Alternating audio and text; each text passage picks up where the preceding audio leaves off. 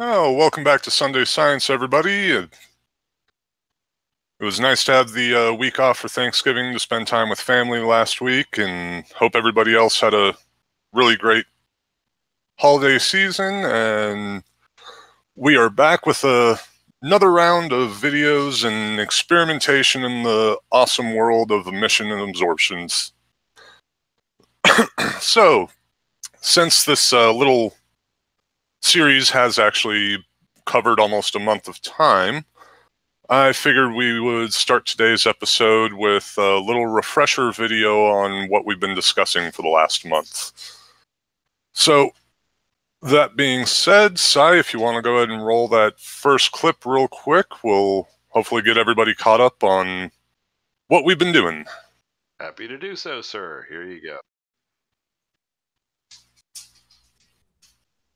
So atomic emission spectroscopy is kind of a general sort of area where we analyze the different colors of light that get emitted when we heat or burn a sample of metal.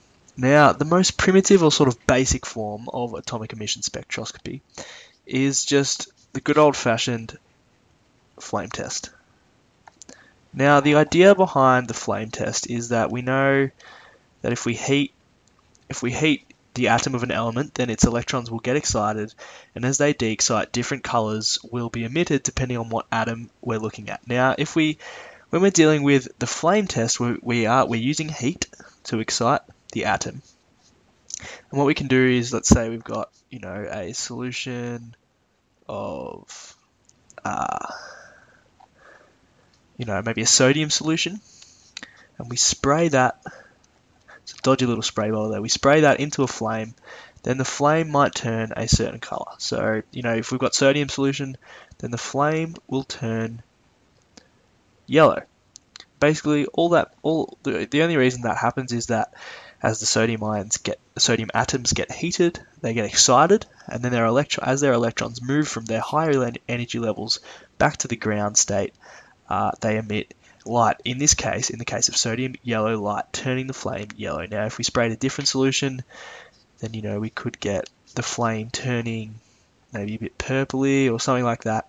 And so the color the flame turns is sort of signature, or is sort of unique to the element that we're spraying into the flame. And so this can be used as a way to identify a certain metal. We can put a bit of metal in a flame, we can heat a bit of a metal and see what color we get. And that can be used to help us identify what the metal is. Now, this is kind of a pretty good test, a pretty easy test to conduct. However, it does have some weaknesses. First of all, we know that when we excite an atom and then it is de-excited and emits light, it emits lots of different specific frequencies, sort of a little bit like this. Here we've got, you see, 3 different frequencies of light that are sort of red, a reddy pinky color, and then a few different specific frequencies up in the bluey purpley end of the spectrum. Now, in the flame test, the color that the flame goes will be a mixture of all these different frequencies of light, and so that means that it can be at times less obvious and harder to distinguish between different colors. So we might have 2 different metals that sort of one turns a dark red and one maybe a bit like this, and maybe one turns a slightly different red, a little bit like this. And it can be very difficult for us to analyze small differences in color like that, and it is sort of less obvious to us what metal is, what color it's turning, or what metal we're dealing with. Another weakness is that sometimes, the flame, merely a simple flame like this, just isn't hot enough to excite the atom that we're looking at. So, 2 ways that we can improve this process as a result of that is if we make the flame hotter, then we'll be able to excite a larger range of elements, and thus we'll be able to identify more different elements. Now, the second way we can improve this is using a prism to break up colors. So we know, as I said, the color of the flame is a mixture of all the different colors of light emitted by the atom as it is de-excited. However, if we use a prism to break it up, so instead of having this maybe this purple color flame, we can break it up into something a little bit more like this. Then we can see the individual wavelengths that are being emitted by the atom, and as a result, it can be a lot easier for us to identify that. So by making these two improvements, we come up with a process called atomic emission spectroscopy. Now, atomic emission spectroscopy is basically a setup a little bit like the one I've drawn here. So, we've got a flame here. However, we try and make the flame a bit hotter. Maybe we don't use just a basic Bunsen burner. Maybe we use a more sophisticated piece of heating technology. But what we get is basically we get this, say the flame's turning purple. We get this purple flame, and then we shine the light through a slit like this, just so we get a single narrow column or beam of light. So we just make it nice and narrow, and then we send this beam through a prism. Now, by sending it through a prism, the different colors, the different individual frequencies that make up this flame color are going to get broken up. So we might have, some red and some yellow and maybe some blue. They're going to diffract by different amounts, and that way, by doing that, we can get an emission spectrum that looks something a little bit like that. And so by breaking up the colors, rather than just having maybe two elements will produce completely different looking spectrums here, but they may produce the same color flame when the colors in that spectrum are mixed together. So by breaking them up, we can see more clearly and more specifically what atom we're dealing with. It's more this emission spectrum is more unique to a given element than just this flame color, which can be hard to distinguish sometimes. So atomic emission spectroscopy is therefore a form of qualitative analysis in that it allows us to identify the types of substances that we're dealing with. Rather than, we're not figuring out any amounts or concentrations, we're just figuring out what it is that we're looking at. Another point to know about atomic emission spectroscopy is that although when atoms are de-excited they can emit all different types of electromagnetic radiation, atomic emission spectroscopy in this form only deals with visible light. Although we're putting the light, the emissions from the atom through a prism to see all the different colors, we're still only seeing the visible colors. We're not seeing UV light or infrared or anything like that. So we're only looking at visible light. So as I've said, we can break up the color of the flame into its individual components to more readily identify the element that we're dealing with. However, why is this a fingerprint? Why is this so unique? Well, we know that we've got the nucleus. If we have a nucleus like this, we have a nucleus like that with its electron shells.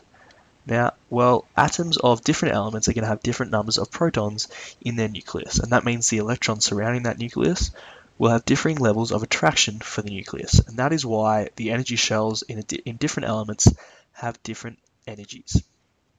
Now, it's these different energies that mean the jumps between electron shells in different atoms are by different amounts, and that means that we have different colors of light being emitted by different atoms as they're de-excited. That makes this spectrum analogous to a fingerprint for a given element. Makes it unique and very specific and allows us to identify an element based purely on the colors of light that it emits. Now, why are these lines so narrow on the emission spectrum? Well, we know that when the electron is jumping from maybe, say, the second shell to the inner shell, it's jumping from a very specific energy level to another very specific energy level.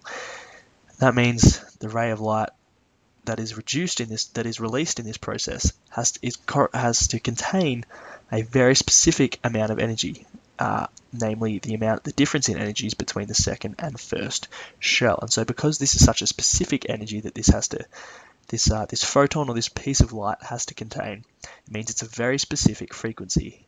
And so this frequency is only going to show up if we're dealing with one very specific frequency. It's going to show up as a very thin line on this continuous spectrum of frequencies that is given by the visible light spectrum. And that is why we have a very thin line on the spectrum. Now, how can we use this to identify elements? Well, it's obviously pretty straightforward. We just we do some spectroscopy. We heat or excite our atom, and we look at the colors that are released, and we compare it to the known sort of colors of light that are going to be emitted by elements. So here we can see the spectrum of sodium contains just two yellow lines here. The spectrum of calcium looks a bit like this, and the spectrum of potassium looks a bit like this. And so we can look at these sort of standard results and data to compare what we get here to the known results and see what metal it is that we're spraying in the flame over here. So it's obviously pretty straightforward to help us identify, but let's say, for example, that we've got some combination of metals up here in the that we're putting into the flame that we're exciting. So let's say we've got a combination of metals. We put it through, we do some spectroscopy, and we get a spectrum. And we'll say it's a very impure sample. And for that reason, we get it's a bit rough. It's not going to look exactly like anything here. So we might have a bit of a fuzzy reddy patch there. Another yellow patch here. And then some blue up here and some purple. So it looks roughly like this, and it's very rough because of the impure nature of this sample. It's a bit less clear, perhaps, because there's a few other elements in there, but mainly this sample consists of several metals. So we want to identify what these metals are. Well, if we look over here, we can see we've got the spectrums for sodium, potassium, and calcium, respectively. We want to figure out how these different elements could possibly combine to produce a spectrum. So if we have a sample containing sodium and calcium, then we can basically add their spectrums together and we'll get something that looks like that right here. And so it's basically just addition of the different colors that come up in the spectrum of an individual element to show us how two different elements together will look. So I've got something that looks a little bit like this. So we can see that calcium and potassium both have calcium has some pink, which we see over here. They both have some blue and some purple, which we see over here, and potassium has some yellow, which we see over here. So seemingly, calcium and potassium could be making up this mixture here. Similarly, calcium has some pink and blue and purple, whereas sodium could be providing the yellow that we're seeing over here. So at the moment, it seems that the mixture could contain either calcium and sodium, calcium and potassium, or all three.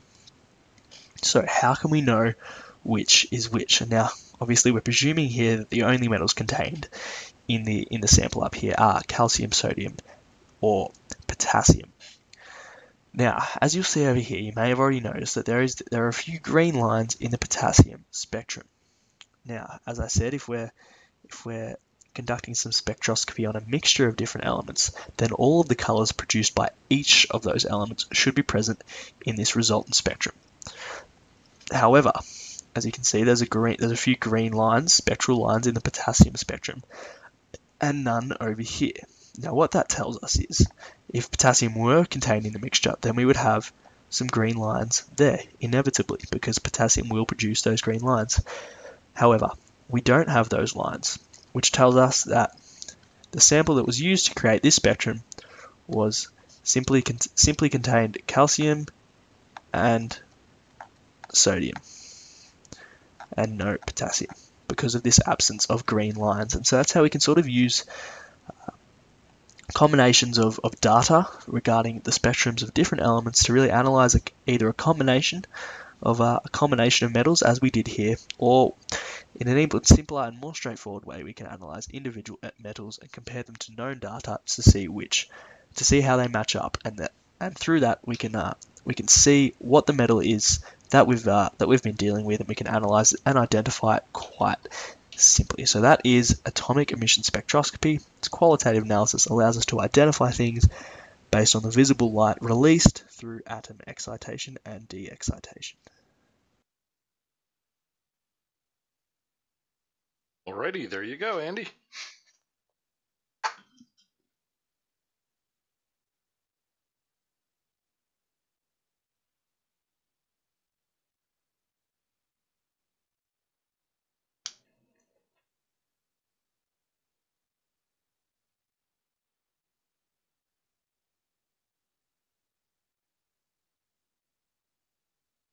Well, this is awkward.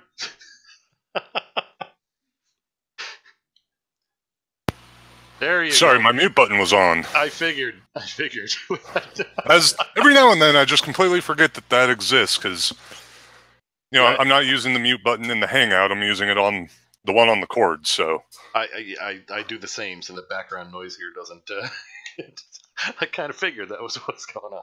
Anyway, sorry about that. Paul, Andy, that was a nice selection to wrap up what you brought up so far. There's a problem though. This entire series is inspiring me to yet another project, which is the last thing I need to do. Sorry for the interruption. Back to you, sir. well, making projects is, it's just something that some of us have to do, and I have about 50% of the project I've been working on with all of this completed so far, and it's been a lot. I've been, trying to build the homemade spectrometer I'm building one directly into a old telescope eyepiece. Well, not really an eyepiece, a Barlow lens to be exact. And building another one so that I can actually hopefully do some demonstrations with this. So that one's going to start coming together this week. So hopefully next week I can share some of it. It's kind of a interesting little contraption of equilateral prism, helmet camera from going snowboarding, and a box with a sheet of white paper in it. So that's the second half of the experiment and contraption that I'm building right now. The first half I was able to get constructed, and after your very fun 2,000 subscribers show yesterday, I finally was able to sit down and fire it up and give a test burn on it. So, I say we just go ahead and show that. Oh, it sounds good to me. And you'll, if you need to stop and explain something, just yell "hold it," and I'll keep the hand on the pause button for that. Will do. If you need to, here we go. And just before we start, since it is entitled "Burn Test," I'm sure the question on everyone's mind is, do you still have your eyebrows? I do still have my eyebrows, and all of the furry knuckle hair that I had on my hands is still intact. Nice. Okay. Here's Andy's burn test. Alright.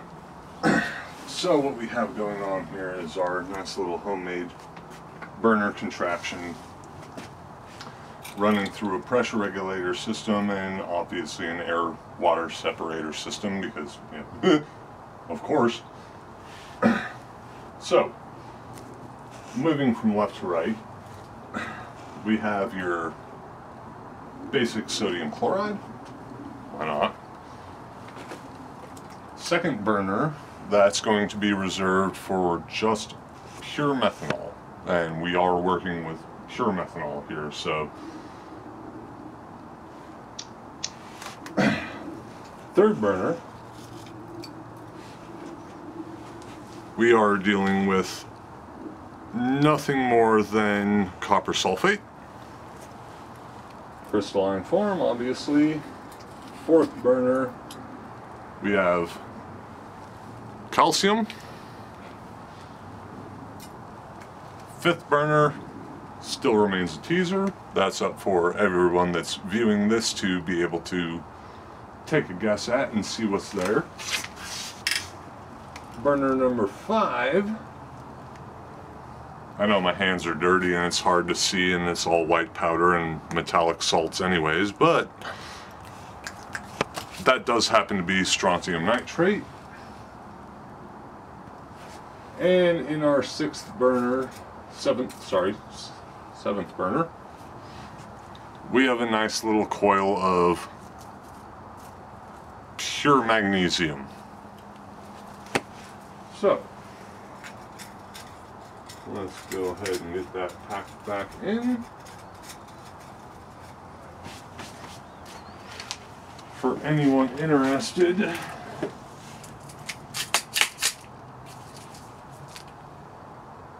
strontium.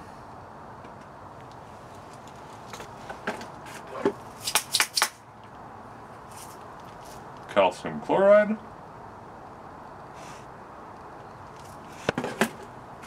Alright, you want to pause it real quick, Si? Magnesium rope. Okay, so mind you, this is the very first round of this test. I know you can't actually see any of the labels on the bottles. It was dark and kind of late and was rushing to get this done. So second round, once I have the spectrometer built, it should have a little bit more clarity as to what's going on. But you can go ahead and play it again. Just wanted to throw that out there.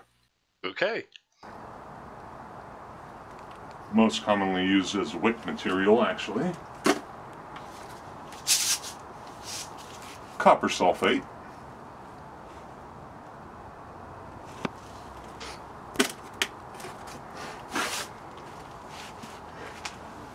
Everyone's favorite because you would die without it, sodium chloride.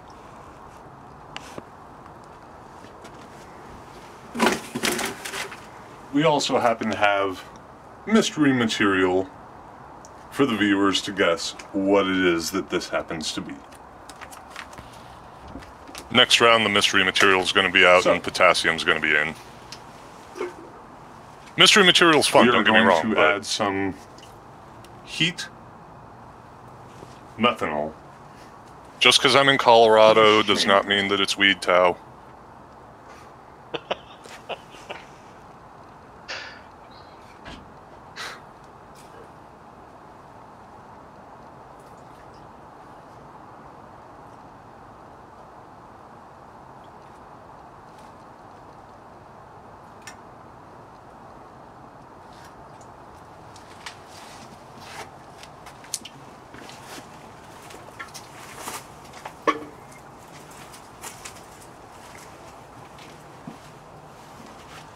Okay, now as illustrated, we do have an air pressure regulator set up. It happens to have a dump gate just in case anything gets a little ferocious in terms of burning too quickly. Remember, this is in my patio. It also has a release valve that if we exceed a certain pressure, it will immediately allow that excess pressure to be removed. And we have an immediate air out shut off as an emergency switch. So as we sit, we were set at 20 psi from the last experiment. We are going to downsize that around 10 psi because we yielded far better results around 10 psi. We're going to turn the patio light off so that we don't have as sharp of contrast in the video.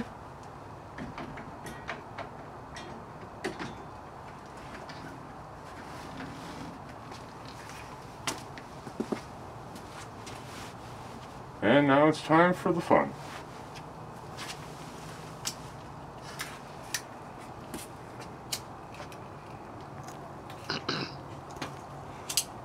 The science of Zippo? No.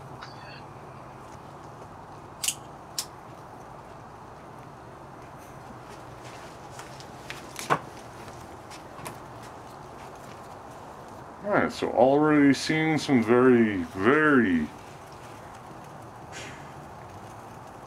definite coloration because of the particular metal salts that we added to each particular canister. So let's add a little bit of forced air and see what happens.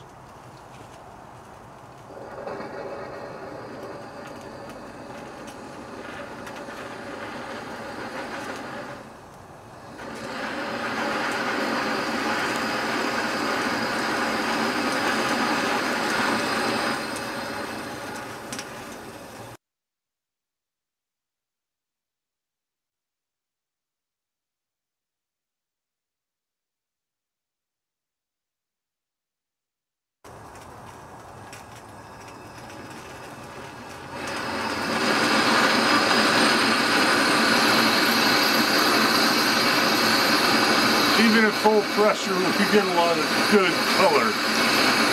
Woo! Let's back that off a little bit and see if we can get a little bit more color.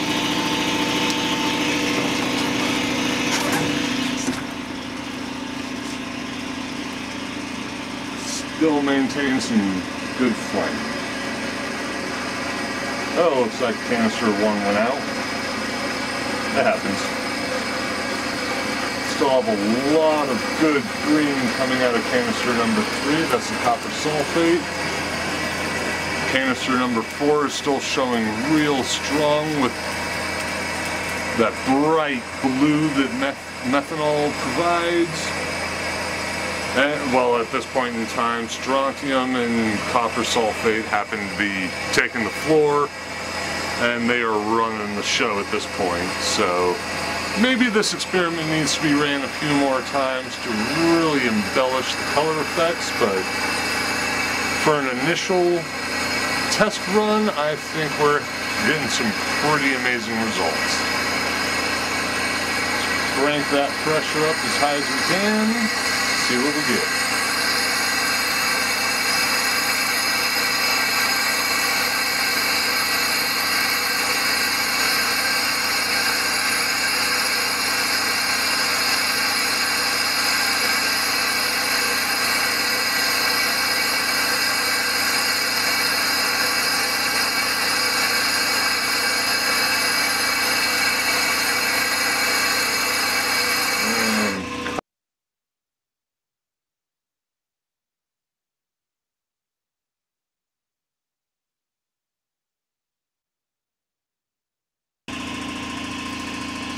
Still have a nice little bit of methanol burn happening in chamber number 4.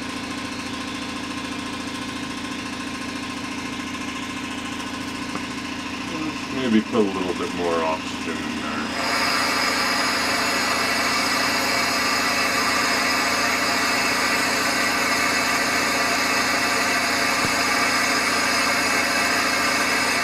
Oh, that's pretty much that with this video. Okay, hold it there. Yeah, that's fine. Okay. So, I would say for an initial test, this actually went through pretty darn good. I wasn't sure if it would work at all, let alone as well as it did. So, need to still do a little bit of tweaking on how the air supply gets ran into the burner containers, and I need to not be an idiot and call calcium chloride methanol, but you know, we all make mistakes. Do you mind if I ask a question or two about your burner configuration there? Absolutely. Okay, it's just I'm curious. I like the setup and all that. Each container on its own. I assume we've got the forced air coming in to increase the oxygen supply, I guess. Am I to now inside of each little urn? But just tell me about the construction of that. What is there a smaller urn inside with you know, whatever you're using as a flammable material and another hold? Tell me about those if you don't mind. Okay, so basically the whole contraption's made out of 1/2-inch black pipe, you know, natural gas line. And coming up to each burner, there's a what would traditionally be used as a floor plate. On top of the floor plate is the actual burner can itself, and while this is going to screw with the experiment a little bit, I wanted to use glass, but I don't know how to blow glass, so I have no idea how I would actually do that. So what the burner cups are is actually the bottom of some beer cans. Ah. And starting from, you know, the closer to the initial source, very small holes are poked into the can, going out to the outermost burners. There's significantly larger holes cut into them. And when I did the initial fire-up test after putting everything together, enough methanol actually leaked into the system that I lit the first cup on fire and the entire contraption ignited. Ah. It was a little interesting, and, well, I mean, playing with fire is kind of a dumb thing to do, but I'm an adult. I get to do that stuff. Indeed. And if proper precautions are taken, Now, the big mystery being that you're in Science Strike Force is where on earth would you get empty beer cans? I had to go to the end of the block and ask some college kids if they wouldn't mind pouring some out for me, you know. Of course, because we'd never have any left over after a Friday night on movie. Of course not. Okay, so I just wanted to ask that question about the construction of your burners. Okay, sorry for the interruption. Yeah, it was pretty basic, pretty quick thing to put together, and I'm gonna have to pull those particular burners off. They're kind of a one-time use thing, especially the one with magnesium in it, and next to it with the strontium in it. The aluminum actually started to melt on those ones, as did the one with the copper sulfate, so they're not reusable. They're a one-time shot deal. The one with the mystery material, actually, the reason that flame went out as soon as it did was because the mystery material burns hot enough that it almost completely melted that cup. You mentioned a lack of ability, having not the resources to do glass blowing. As soon as you mentioned that, my eyebrows perked up, because one of my friends has recently taken that up as a hobby. We'll have to talk after as to what kind of blown glass shape you are in need of, or have you just bypassed that need altogether?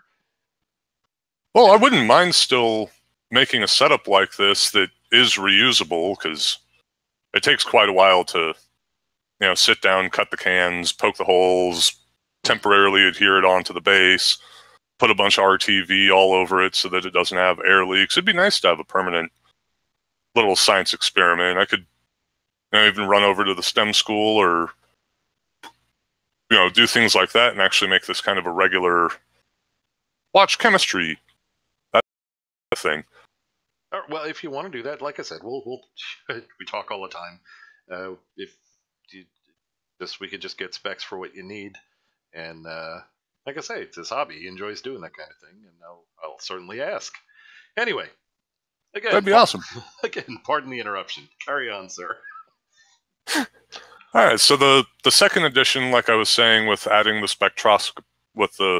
spectrometer, basically going to do the exact same experiment, only without the force. The forced air is really for the visual cool, but once I add the spectrometer to it, it's just going to be a handheld box spectrometer, and like I say, it's a single prism.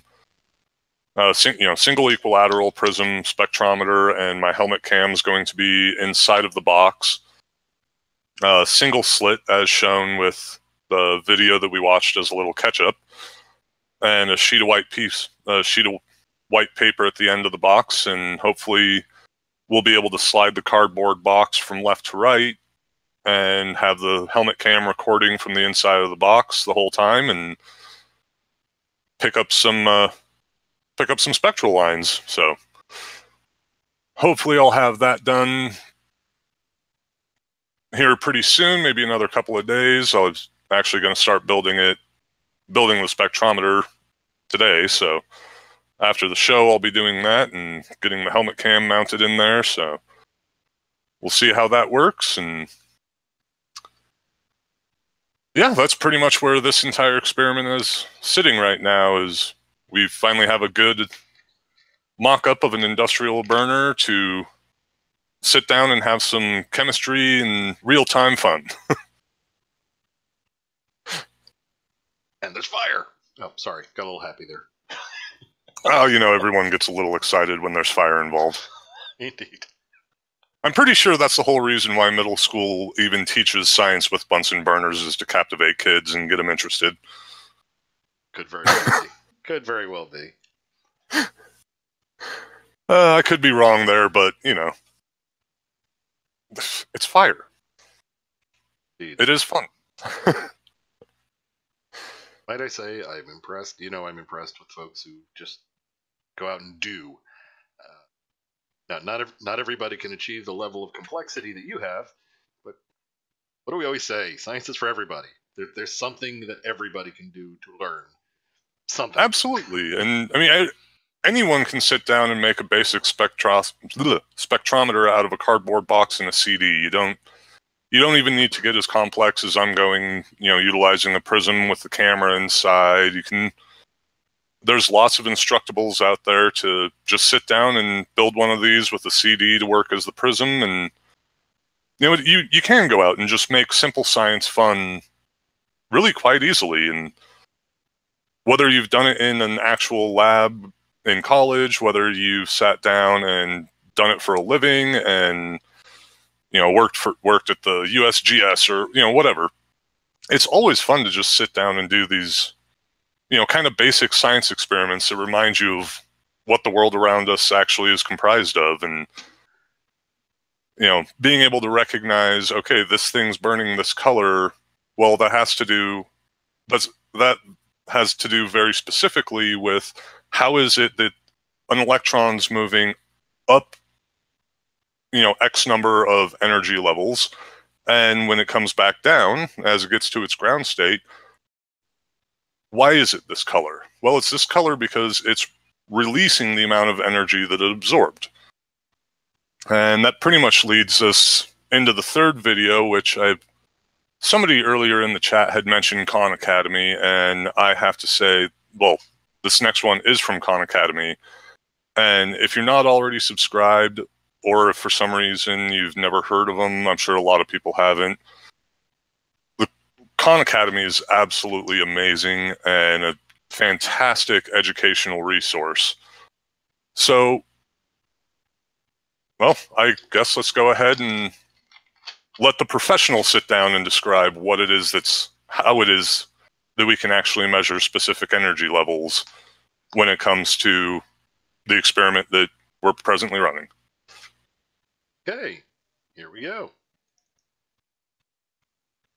We've been talking about the Bohr model for the hydrogen atom, and we know the hydrogen atom has one positive charge in the nucleus. So here's our positively charged nucleus of the hydrogen atom and a negatively charged electron. And if you're going by the Bohr model, the negatively charged electron is orbiting the nucleus at a certain distance. And so here I put the negatively charged electron a distance of r1. And so this electron is in the lowest energy level, the ground state. So this is the first energy level, E1. We saw in the previous video that if you apply the right amount of energy, you can promote that electron. The electron can jump up to a higher energy level. And so if we add the right amount of energy, this electron can jump up to a higher energy level. And so now this electron is a distance of r3. So we're talking about the third energy level here. And this is the process of absorption. The electron absorbs energy and jumps up to a higher energy level. This is only temporary, though. The electron's not going to stay there forever. It's eventually going to fall back down to the ground state. And so let's go ahead and put that on the diagram on the right. And so here's our electron, right? It's at the third energy level. It's eventually going to fall back down to the ground state, the first energy level. So here's the electron going back to the first energy level here. And when it does that, it's going to emit a photon, right? So it's going to emit light. So when the electron drops from a higher energy level to a lower energy level, it emits light. This is the process of emission. And I could represent that photon here. This is how you usually see it in textbooks. So we emit a photon, which is going to have a certain wavelength, right? Lambda is the symbol for wavelength. And we need to figure out how to relate lambda to those different energy levels. Right? So the energy of the photon is, the energy of the emitted photon is equal to the difference in energy between those two energy levels. So we have energy with the third energy level and the first energy level. Right? So the difference between those, so the energy of the third energy level minus the energy of the first energy level, that's equal to the energy of the photon. This is equal to the energy of that photon here. And we know the energy of a photon, right? Energy of a photon is equal to h nu. So let me go ahead and write that over here. Energy of a photon is equal to h nu. H is Planck's constant. This is Planck's constant. And nu is the frequency.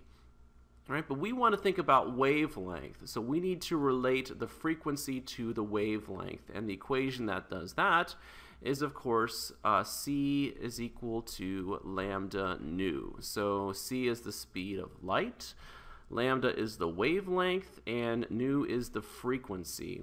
And so if we solve, right, if we solve for the frequency would be equal to the speed of light divided by lambda. And then we're going to take all of that, right, and plug this into here. And so we get the energy of a photon is equal to Planck's constant h, let me write that in here, times the frequency, and the frequency is equal to c over lambda. So now we have the energy of the photon is equal to hc over lambda.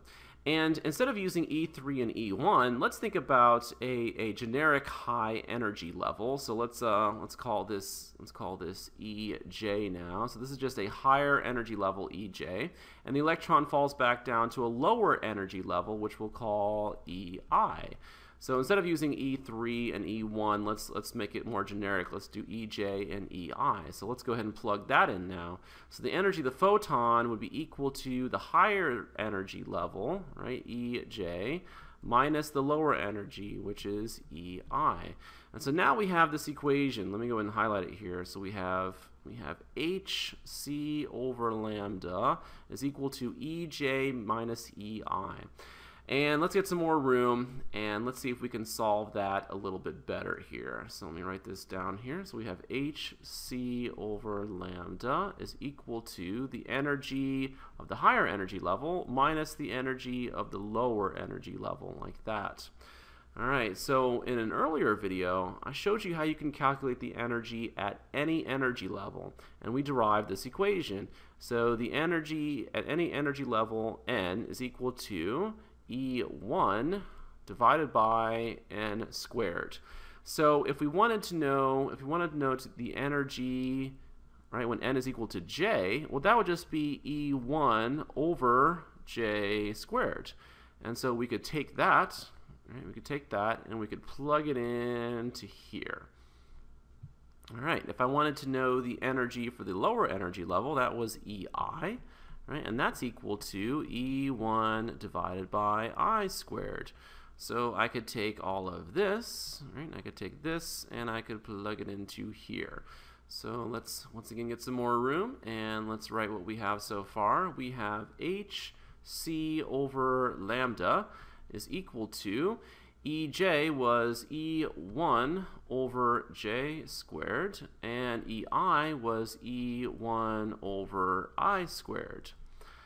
Okay, we could pull out an E1 on the right. So we have HC over lambda is equal to E1, and so that would give us 1 over j squared minus 1 over I squared, like that. And we could divide both sides by HC, so let's do that. So on the left, we would have 1 over the wavelength is equal to E1 divided by HC, 1 over j squared minus 1 over I squared. And again, from an earlier video, we calculated what that E1 is equal to. So 1 over lambda is equal to, E1 was negative 2.17 times 10 to the negative 18 joules. So once again, you can see that calculation in an earlier video. It took us a while to get there. And we are going to divide by HE. And this is 1 over j squared minus 1 over I squared. Well, let's look a little bit more closely at what we have right here. So if I, for right now, not worry about the negative sign, and just think about what we have, right? This is all equal to a constant, right? Because h is Planck's constant, and c is the speed of light. And so we have all these constants here, and so we could rewrite all of these as just r. So I'm going to rewrite this as r. So this would be 1 over lambda is equal to negative r times 1 over j squared minus 1 over I squared.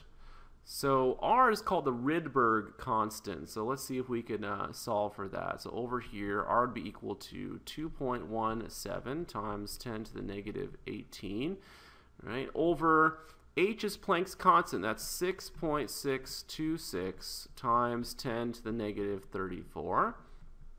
and then c is the speed of light. And so we could use 2.9979 times 10 to the 8th meters per second as the speed of light. And if you do all that math, right, if you do that math, I won't do it here just to save time, but if you do all that, you'll get 1.09 times 10 to the 7th, and this is 1 over meters.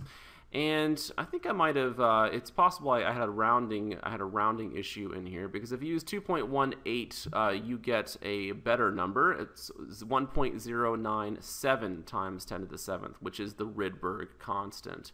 And so this is just, again, I'm just trying to show you the idea behind the Rydberg constant here. So we get this value for the Rydberg constant, and so you could plug that in for R if you needed to, and we're going to be doing that in the next video. So you could stop right there, and you have related the wavelength, right, to your different energy levels. Or you could go a little bit further. Let's just go a little bit further here. So 1 over lambda is equal to negative r. If we pull out a negative 1, right, if we pull out a negative 1, that would give us 1 over. I'm going to pause it real quick, Si. Minus 1 over j. I just got to toss this out there. This is the math that explains why it is that Jeranism needs to change the batteries on his purple laser pointer more than he does on his red laser pointer, although he would never acknowledge math. Agreed. And also, if anyone's paying attention and has been paying attention to previous shows, this relates to, remember our early discussion of lasers when we were talking about why the big switch to Blu-ray? Why is the data density so much greater? Indeed. All right. I've slowly been trying to tie all of these together in subtle ways. I'm glad people are catching on to that. Indeed. Yeah, it's hard to sneak stuff by me. Okay, that's just not true. All right, shall we continue with your video? Yeah, sure. Let's keep it going. A squared.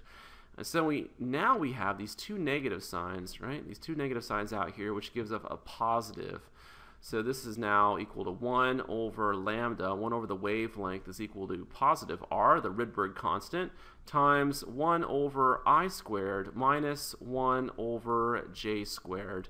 And remember what I and j represented, right? I represented the lower energy level, right? And j represented the higher energy level. And so this is an extremely useful equation. So usually you see this called the Balmer-Rydberg equation. And we've derived this equation using the assumptions of the Bohr model. And this equation is extremely useful because it explains the entire emission spectrum of hydrogen. And this is again, this is why we were exploring the Bohr model in the first place. So we got this equation, and in the next video we're going to see how this explains the emission spectrum of hydrogen. So think about lambda, or the wavelength, right, as the light that is emitted when the electron falls back down to a lower energy state.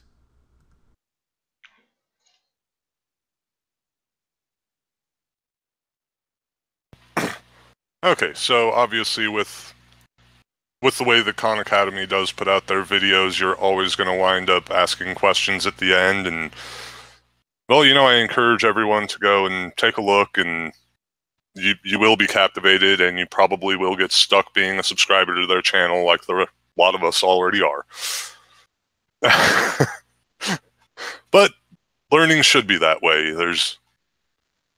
There should be ways of going about increasing your knowledge of the world that are fun and exciting and really captivate you and make the learning process the fun that it should be, as opposed to maybe the dull, drab, boring moments that most of us experienced during school.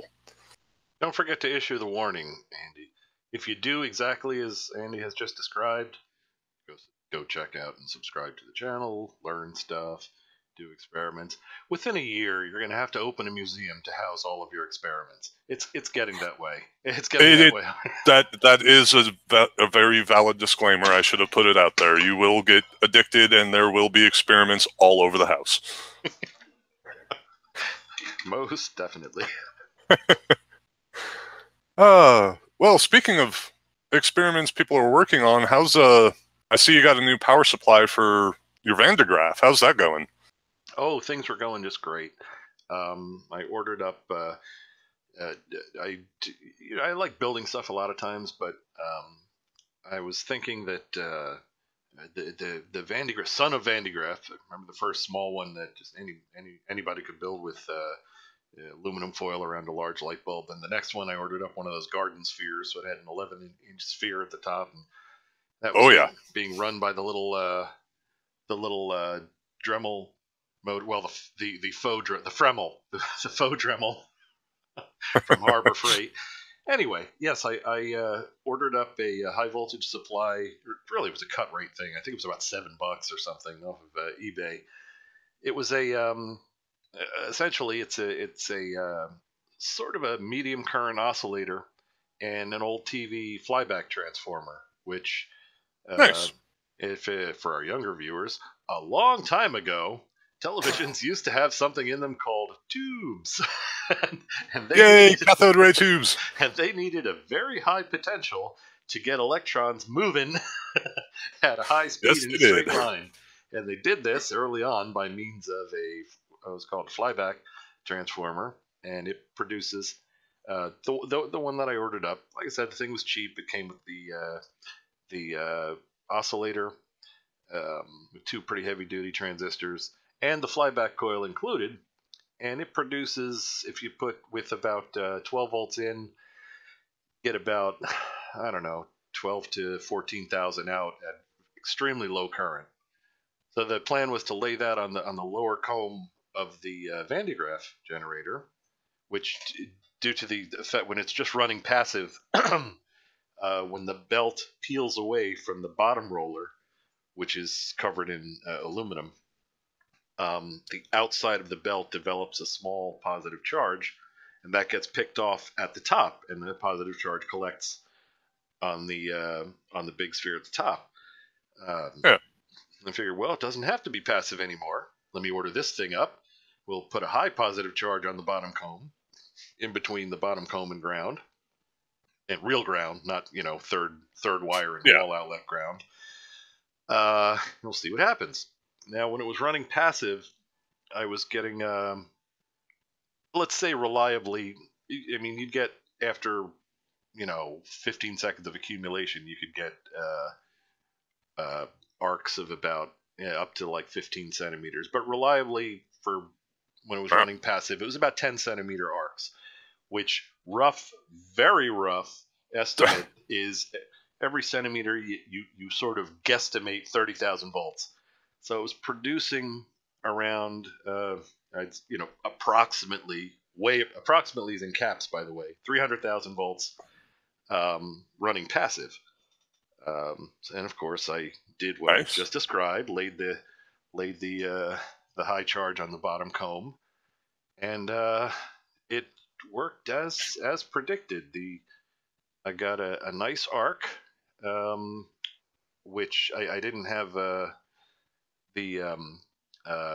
grounded sphere. I had it about, I don't know, a little over a foot away, but I did get one nice arc, and then the faux Dremel motor failed from constant running. Oh.